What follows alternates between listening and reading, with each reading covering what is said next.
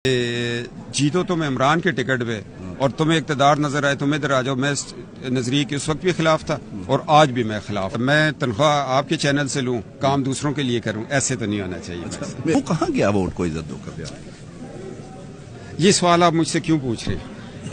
Vote को इज्जत दो किससे पूछ रहे? नहीं, इसलिए कि मैंने बोर्डों पे लिख लिख के लोगों को याद कराया था। ये बयानिया बड़ा स्ट्रांग था, मगर हमने वोट को उस दिन बेइज्जत कर दिया जिस दिन हमने अपना वोट बाजवा को एक्सटेंशन के लिए दे दिया। अब ये नजरिया नहीं चलेगा वोट को इज्जत हो। हमने दफना दिया इस नारे को, अफसोस से कहता हूँ। तो अब क्या चलेगा? अब यही होगा, आटा सस्ता करेंगे, बिजली सस्ती देंगे। ये हम अभी कौम तो नहीं है अभी भाईजान। और इसमें जिम्मेदार कौन है? शहबाज शरीफ है भाईजान। इसमें हर वो मुस्लिम लीग का बंदा माइनस परवेज रशीद जिसने वोट नहीं दिया, जिसने भी वोट दिया वो मुजरम है वोट को इज्जत दो के नारे का। ये कोई बात है यार? आप लीडर के सामने खड़े ही न हो कि नहीं सर ये गल नहीं करनी असी। तुसी ते सारे लालची हो, टिकट मिल जाए चापलूसियां कर लीए, गोडियां नूं हाथ ला लीए, असी MNA बन जाइए अपने पिंड दे, तो की फायदा उस MNA बनने का यार, जब तो आप नजरियात क्या तहफ़्फ़ुज़ नहीं कर सकते थे? कायदे आज़म के आगे लोग नहीं खड़े होते थे?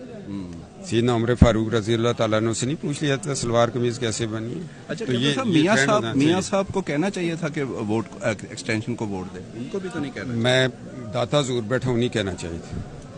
वही शख्स है जिसने इनको ललकारा था, उनको वर्गलाया गया है, उन पे झूठ बोलते हैं, उनके साथ उनके साथ फ्रॉड करते हैं मियां नवाज शरीफ के साथ। अच्छा। कसम खुदा की इस पाकिस्तान को अगर नवाज वाले वही हैं जो इधर से जाते थे। जी मैं उनके नाम लेता हूँ और मैं नाम लेता हूँ। वर्गलाने वाली वही टीम है जो जा के घोड़े पड़ दी थी, मियां साहब इस तरह कर लिए थे, हो जाएगा वो और दस्ते नहीं थे आगे कहने। जो भी है वो नवाज शरीफ साहब को बताना चाहिए किसने ये गलत फैसला करवाया। 28 नवंबर के बाद हुकूमत मिली, पहले आपके पास हुकूमत नहीं थी। ये बात, ये पहले भी तो हुकूमत तो थी, तो फिर आपने ऐसी हुकूमत क्यों ली?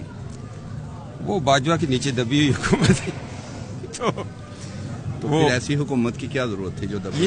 ये एक जिम्मेदारी थी, अगर न लेते तो मुल्क श्रीलंका बन रहा था, तबाही हो रही। फिर हमें ये तो नहीं कहना चाहिए कि 28 नवंबर के बाद मिली। जी ये सियासतदानों का पता ठीक खेला उन्होंने कि आगे चल पड़े और काम को ठीक कर लिया। इलेक्शन हो जाएंगे टाइम पे ये 2 सूबों में? नहीं होने चाहिए। हमारे सूबे के हालात ये, आप इलेक्शन करवाएंगे अरबों रुपया जो है इलेक्शन पे लगेगा। तो पहले भी लगता है। तो फिर आज हालात देख लेना, डॉलर फिर 300 को जाता है ना। बात तो ये। तो फिर अक्टूबर में भी इलेक्शन नहीं होंगे? मैं तो कहता हूँ आप इकट्ठे 2025 में करवाएं, इकॉनमी को सीधा करें। मिफ्ता इस्माइल को आपने नाराज कर दिया, वो भी तो काम कर रहे थे। मिफ्ता मेरा भाई है, मैं उसके बारे में कुछ नहीं कहूँगा। मैंने नाराज नहीं किया। मैं तो मिफ्ता ने कहा कि सफदर 58 का हो गया है, तो मैंने कहा तुम्हें किसने बताया? तो मैंने कहा मैंने रिजाइन नहीं कर दिया। मैं कहा एक भाई का दिल न दुखे, तो मैंने यूथ को छोड़ दिया। शाहिद खाकान अब्बासी वो बहुत अजीम इंसान है, शाहिद खाकान अब्बासी। उसने 12 अक्टूबर के बाद जिस जवामर्दी से मुशर्रफ का मुकाबला किया, अटक किले में रहा, जो शाहिद खाकान अब्बासी भाई है हमारा बड़ा, उसकी ज़ात से ओहदे बहुत नीचे रह गए। उसको ओहदों की ज़रूरत ही नहीं है। वो अपनी ज़ात में एक लीडर है और वो ओहदे तकसीम करने वाला है। इमरान साहब, उस दिन मैंने एक बयान दिया, मैं उस पर थोड़ा रंजीदा हूँ अगर इमरान साहब का दिल दुखा। मेरा मतन ये था, उनकी ज़ाती ज़िंदगी पे मुझे अटैक नहीं करना चाहिए था क्योंकि मैं इनकी रूहानियत ने मुझे एक मैसेज दिया। हर एक की ज़िंदगी में कमी पेशी होती है, हमारे अंदर भी हैं। कोई तंजीम साजियों में फंस गए, कोई नंगे पकड़े गए, कोई नंगे होते होते पकड़े गए, तो उसका ज़ाती मामला, अगर हम उसके ज़ाती मामले पे अटैक करेंगे तो फिर अपनों को कहाँ लेके जाएंगे? गंद हर तरफ है भाई साहब। मुकाबला सियासत का सियासत से देना चाहिए। अगर वो बंदा उस पर उंगली उठा सकता है जिसका अपना किरदार जो है वो इतना साफ हो, वो उसको कहे कि हम किस मुँह से कहें, हम नहीं तो फिर जब मैं बात करता हूँ तो मुझे लोग पैगाम देते हैं भाई जी वो उसके बारे में की ख्याल है, फिर आंखें शर्म से झुक जाती हैं। मैं कि यार वो जरा तंजीम साजी ऊपर से हो गई थी।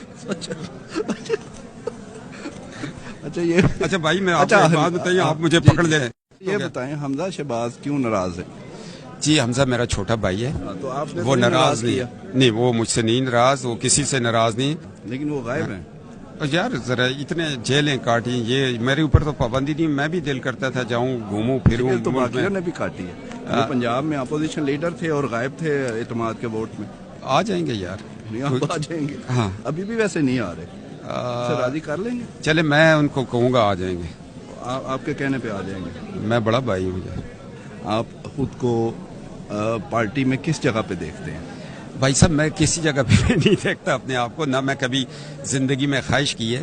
اگر میں اپنی خواہشوں کا غلام ہوتا تو آپ آج چیف سیکرٹری کم از کم خیبر پختونخوا ہوتا مجھ سے جونیئر ہیں. فوج میں ہوتا تو کم از کم میں میرے ساتھ کے کور کمانڈر ہیں، میجر جنرل ہیں، بریگیڈیئر ہیں. مریم صاحب آپ چیف آرگنائزر ہیں جی. آپ دیکھ رہے ہیں کہ وہ ملک کی وزیر اعظم بن جائیں گی ایک دن؟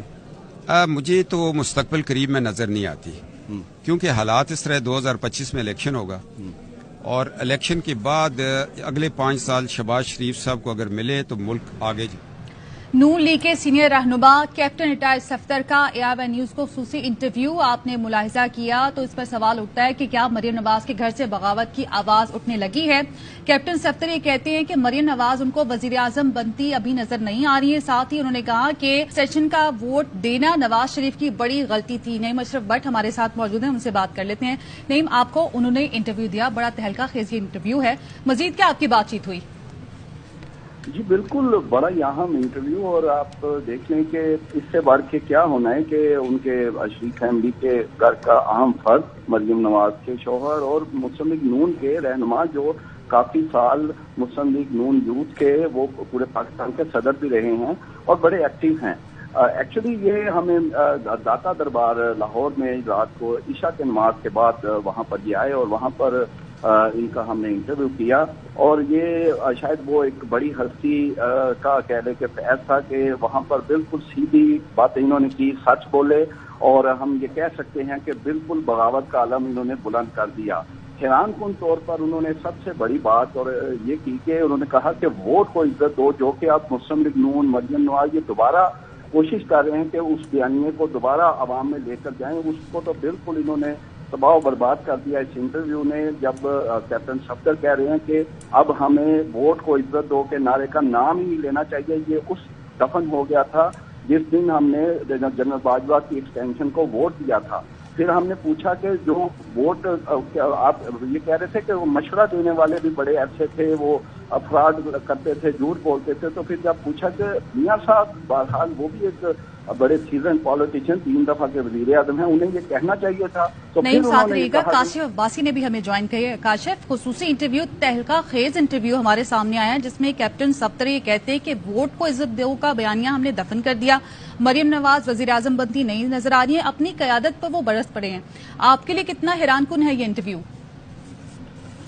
بڑا انٹرسٹنگ انٹرویو جو میں نے ابھی سنا ہے کیپٹن صفدر صاحب کو. کچھ باتیں تھے کہ بات تو وہ سچ کر رہے ہیں، جو بھی ان کو محسوس وہ کر رہے ہیں. ظاہر سیاست روز کی ان کا کام ہے، پالیٹکس کرتے ہیں مسلم لیگ کی. ووٹ کو عزت دو کا بیانیہ مجھے حیرانگی تھوڑی سی یہ ہوئی کہ انہوں نے کہا باجوہ صاحب کو ووٹ دے کر خالی ختم ہوا. ان کو یہ بھی کہنا چاہیے تھا کہ اس کے بعد جو ڈیل کر کے ان کے ساتھ ایک نو کانفیڈنس لا کے حکومت بنائی گئی، اس کی وجہ سے بھی بہت نقصان ہوا مسلم لیگ کو.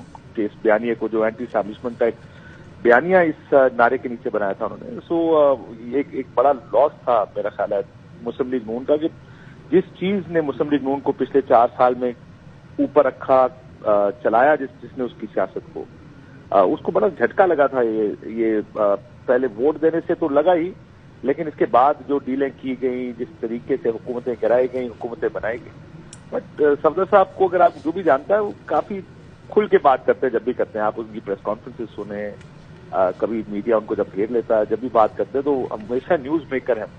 اور آج بھی وہ نیوز میکر کے طور پر بڑی جو کہ کینڈیڈ گفتگو داتا دربار کے باہر شاید بیٹھ کے انہوں نے یہ گفتگو کی ہے. So very interesting interview. اور کاشف، مریم نواز کی لندن سے واپسی کے بعد اب کیا ایسا ہونے جا رہا تھا کہ مریم ایک بار پھر سے ووٹ کو عزت دو دینے کے بیانیے کو فروغ دیتی، تو اس لیے پھر اس قسم کی باتیں سامنے آئیں کہ ہم نے اس بیانیے کو دفن کر دیا؟ کیونکہ شروع سے ہم سنتے آ رہے ہیں کہ نون لیگ میں 2 بیانیے، ایک وزیر اعظم شہباز شریف کی طرف سے اور ایک نواز شریف کی طرف سے. تو کیا ایک بار پھر سے ہم یہ دیکھتے کہ ووٹ کو عزت دو کا بیانیہ سامنے آتا کیونکہ مریم نواز بھی پالیٹکس میں واپس آ گئی؟ دیکھیں، بیانیہ تو آپ بھی بنانے کی کوشش کریں گے. آپ نے دیکھا وہ 5 لوگوں کے خلاف ایک بیانیہ بنانے چاہ رہے ہیں. 2 ججز ہیں، 2 فوجی جو سابق آرمی چیف اور DGI اور عمران خان صاحب. لیکن یہ جو کہتے ہیں نا کہ دو بیان